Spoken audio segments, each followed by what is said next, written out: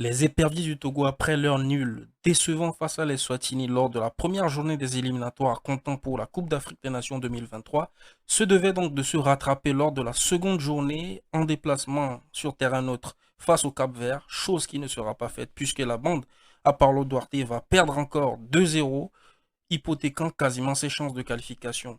Que peut-on retenir de ce match et que faut-il faire pour les échéances à venir? Bienvenue dans cette vidéo où je vous parle de football.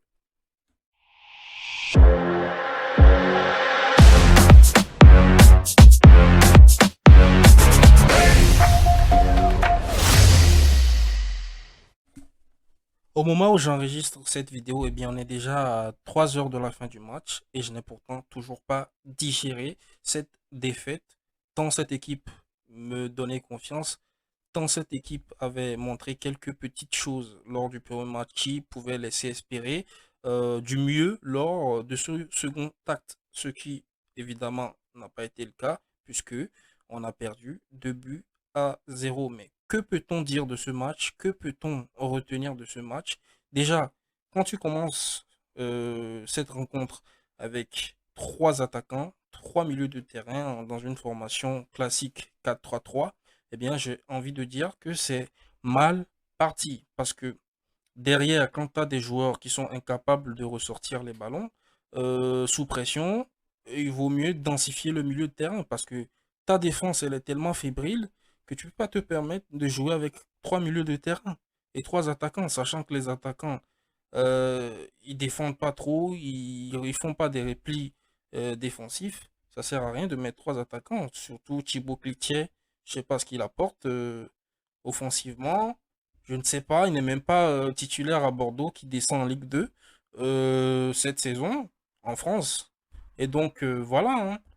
De l'autre côté, tu as Plaka Fessou qui est bien, mais voilà. Est-ce qu'il ne faut pas le faire redescendre d'un cran ou le changer carrément et mettre densifier le milieu de terrain? Moi, j'aurais opté pour par exemple un 4-5-1 avec que Fodo là-bas en attaque. Parce que quand vous regardez bien le match en première partie, qu'est-ce qui s'est passé? Le Togo n'avait aucune construction de jeu, aucun plan de jeu comme le premier match, au fait, j'ai envie de dire. Surtout la seconde partie du premier match. Il balançait trop de ballons. Toutes les balles étaient des balles aériennes. Quand on sait qu'il n'y a plus à débailleur dans cette équipe, je l'ai déjà dit, ça sert à quoi de balancer de longues balles? Ça sert à quoi de balancer des balles vers l'avant quand tu sais que tu n'as pas des joueurs de gabarit devant capables de jouer en une touche de balle ou de faire des déviations. Ça sert à quoi? Ça sert strictement à rien. Surtout qu'en face, tu as une équipe du Cap Vert avec des joueurs de taille qui sont capables de te dominer dans les duels aériens. Ça sert à rien de balancer de longs balles. Il faut construire le jeu. Et cette équipe-là, n'a pas un milieu assez costaud pour pouvoir vraiment donc, participer à la construction. Et en plus de ça, tu as une défense très fébrile. Donc pourquoi ne pas renforcer d'entrée le milieu de terrain en jouant avec 5 milieux de terrain, 5 milieux de terrain et un en attaquant, c'est-à-dire que les deux ailiers là, moi je les aurais fait volontiers reculer d'un cran en fait. Soit je les remplace, je mets de vrais milieux de terrain, tu vois, pour densifier le milieu de terrain et boucher l'entre-jeu à cette équipe du Cap-Vert pour qu'elle ne puisse pas développer son jeu. Surtout quand on sait que cette équipe-là joue en une touche de balle, première intention, avec des contres éclairs, etc. Donc, quand vous voyez la construction de cette équipe-là, ce n'est pas une équipe qui construit voilà, en toile d'araignée ou quoi que ce soit. C'est une équipe qui joue très vite vers l'avant et donc, ce qu'il fallait faire, c'est densifier le milieu de terrain avec un très gros apport défensif des deux ailiers qui seront sur les côtés pour venir aider les latéraux. Et quand vous voyez ce match-là, ce qui m'a aussi étonné, c'est que les latéraux togolais, on a l'impression que ils ne connaissent pas leur métier, au fait. Tout le contraire, quand vous voyez l'équipe du Cap-Vert, vous allez voir qu'à chaque fois qu'ils sont dans le camp des éperviers, dans le camp adverse, vous allez voir les latéraux se projeter rapidement, aisément, pour aller apporter le surnombre. Et à chaque fois, ça mettait en difficulté cette défense togolaise qui ne savait pas comment les tenir, tu vois. Parce que quand tu dédoubles sur le côté avec tous tes joueurs qui montent, eh ben, ça crée le surnombre et les défenseurs, ils ont trois quatre clients à gérer. C'est pas facile. Donc, tu as les latéraux qui ne montent pas dans la construction, qui n'ont aucun apport offensif, qui ne servent à rien, et même en étant très défensifs, repliés dans leurs 20 derniers mètres, ils se font bouffer, ils se font manger sur chaque action. Je les ai pas sentis du tout, les latéraux ont été inexistants aujourd'hui, et quand je regarde cette équipe du Togo, je me dis, purée, encore une fois, est-ce que c'est tout ce qu'on a aujourd'hui? Est-ce que c'est tout ce qu'on a? Est-ce qu'il n'y a pas mieux? Est-ce que le réservoir, est-ce que on peut pas trouver mieux que ça? On peut pas trouver mieux. C'est vraiment une sélection. C'est vraiment les meilleurs là qu'on a pris. Franchement, c'est du n'importe quoi. On dirait un match d'interclasse au fait. Je vous jure que tu ramènes l'équipe quand moi j'étais en terminale. Notre équipe de terminale tient tête à cette équipe-là. Franchement. Est-ce que c'est les meilleurs qu'on a sur le papier? Est-ce qu'il n'y a pas mieux? Est-ce qu'on ne peut pas faire mieux que ça? Parce que quand tu vois comment le ballon leur brûlait les pieds, franchement, c'est décevant, hein. Incapable d'aligner trois passes sans se faire prendre la balle. Des fois, des passes approximatives en direction de l'adversaire à chaque fois. Des fois, ils font des passes. Je sais même pas si on peut appeler ça des passes parce que la balle c'est frappé tout droit directement sur l'adversaire. Non, mais c'est du délire, c'est du n'importe quoi. On se demande, mais est-ce que aujourd'hui, est-ce que on peut pas avoir mieux que ça? On peut pas. À quoi servent les championnats qu'on joue? Hein? Est-ce que ça peut pas sortir de meilleurs joueurs que ce qu'on a sur le terrain aujourd'hui? Franchement, il y a, il y a un abandon total. C'est-à-dire que c'est une équipe qui ne sait pas construire, qui va brûler l'étape du milieu de terrain à chaque fois, qui va balancer de longues balles. Et je l'ai déjà expliqué au début de la vidéo, quand tu n'as pas des attaquants de poids, de poigne devant, et ça sert à rien de balancer les ballons. Et quand tu n'as pas aussi des attaquants capables d'être bons de la tête dans la surface, ça sert à rien de centrer. Et plusieurs fois, j'ai vu quelques petits débordements, les joueurs qui voulaient centrer alors qu'il n'y avait personne dans la surface. On se demande, mais comment est-ce que ces joueurs-là réfléchissent? Comment est-ce qu'ils réfléchissent? Et quand tu prends la construction du jeu, euh, déjà dans leur propre moitié de terrain, ils sont incapables de faire des passes avec assurance. À chaque fois que les Capverdiens pressaient un peu haut, ils perdaient tous leurs moyens. Ils perdaient tous leurs moyens. Et quand ils arrivaient un peu à dépasser la ligne médiane, c'était des longues balles après, qui étaient à chaque fois, bien évidemment, repris par les Capverdiens, tellement ils avaient des défenseurs grands de taille. Et donc, ça a été difficile. Vraiment, surtout au niveau de la construction. Tu as une équipe qui ne sait pas construire, qui, même au milieu de terrain, c'est le néant. Et dès qu'ils approchent, même encore pire, quand ils approchent la surface, ils sont dans les 35 derniers mètres adverses, ils savent plus quoi faire du ballon.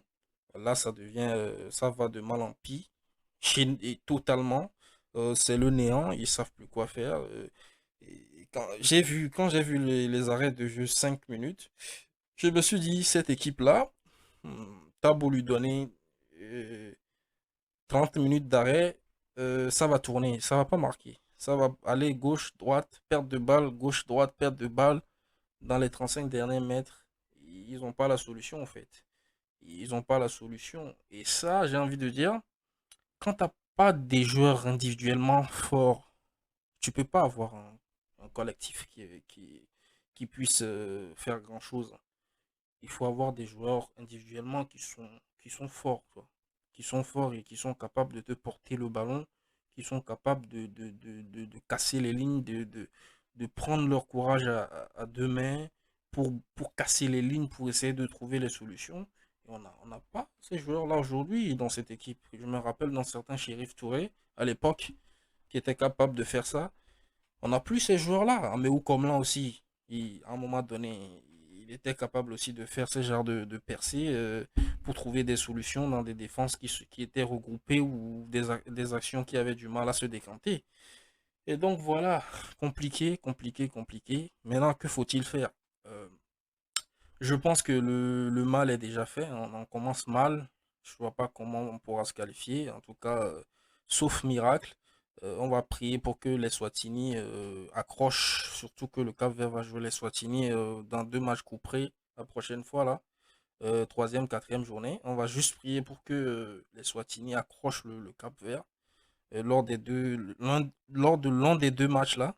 Et puis que nous, on essaie de grappiller des points, de gratter des points face au, face, face au Burkina Faso. Parce que nous, si on va avoir 2 matchs couperés, troisième, quatrième journée face au Burkina, il faut prendre des points, hein. Sinon, au moins 3 points.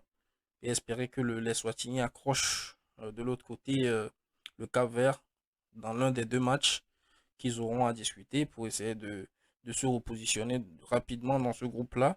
Mais ça va être difficile quand même. Maintenant, voilà, hein, que faut-il faire de plus? Je ne sais pas, hein. Il faut refaire de la détection peut-être. Il faut, il faut organiser le football à la base, hein. Il faut organiser le football à la base avec une vraie formation de fond, apprendre aux latéraux qu'il faut participer au jeu offensivement. Il ne faut pas rester derrière. Que faire que rester derrière? Jouer avec peut-être 3 défenseurs et permettre aux 2 latéraux peut-être de monter un peu plus. Pourquoi pas? Ça peut être aussi une solution. Mais les latéraux togolais de nature, depuis le début, on n'a jamais eu des latéraux qui participent au jeu, qui montent, tu vois, qui, qui, qui, qui participent au jeu, qui apportent le surnombre. Je vois ces choses-là dans les autres équipes, mais jamais dans les équipes togolaises. Depuis le début, on n'a jamais vu des latéraux avec une forte activité dans le jeu qui apporte offensivement. Et c'est dommage. Donc voilà, le milieu de terrain, aussi tout est à refaire, hein. Surtout aussi, on a remarqué aussi l'absence de d'Ilas Bebou, qui pouvait apporter aussi son expérience. Ça nous a beaucoup manqué dans ce match-là. Parce que quand vous voyez par exemple le jeu de Jane, vous allez savoir en même temps qu'il est dans une grande équipe, quoi, qui joue face au Barça, face au Real et tout ça. Il défend toujours debout, il est serein, il joue en deuxième intention. Franchement, il a fait un match quasiment propre aujourd'hui. À part quelques petits moments faibles, il a rendu plutôt une copie propre. Et donc, si on pouvait avoir 3, 4, 5, 6 joueurs d'espérance comme ça dans de gros clubs européens, ça pourrait nous avantager aussi. Donc voilà, c'est tout ce que j'ai à dire. Il faudra réorganiser pas mal de choses, travailler beaucoup euh, les tactiques à l'entraînement, travailler avec les latéraux, travailler beaucoup, beaucoup avec les latéraux qui n'apportent rien du tout, travailler la conservation de la balle, c'est très important. Travailler dans les 35 derniers mètres pour que prochainement on puisse voir du jeu au pied, au sol, avec une construction qui vers l'avant, sans paniquer, parce que c'est ce qui nous manque, hein. C'est ce qui nous manque. On sent beaucoup de panique. Dès qu'on franchit la ligne médiane, on est incapable d'être créatif. Et c'est vraiment dommage. Donc voilà, si le coach Duarte m'écoute, je ne sais pas si cette vidéo pourrait aller jusqu'à lui. Voilà les points sur lesquels il faudra, les points sur lesquels il faudra beaucoup, beaucoup, beaucoup travailler pour essayer de faire progresser ce groupe-là. Allez, on se dit à la prochaine pour une nouvelle vidéo réaction. Et si jamais les éperviers ont encore match, j'essaierai d'être là pour analyser tout ça. Allez, ciao les amis, n'hésitez pas à vous abonner aussi à la chaîne pour qu'on soit de plus en plus nombreux. il va y avoir des vidéos pas possibles. Donc, abonnez-vous.